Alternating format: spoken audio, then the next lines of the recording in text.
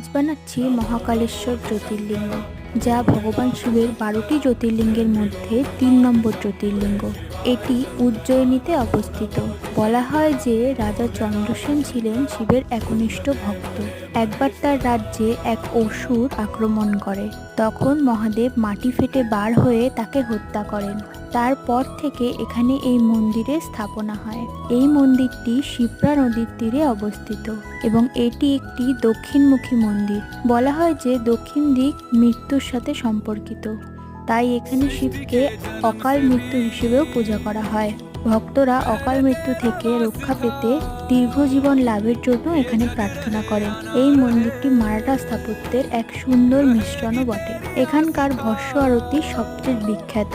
আজকের এই ভিডিওটা তোমাদের কেমন লাগলো অবশ্যই জানাও। আর ভিডিওটা ভালো লাগলে চ্যানেলটিকে সাবস্ক্রাইব করে দিও আর কমেন্টে হর হর মহাদেব লিখতে ভুলো না।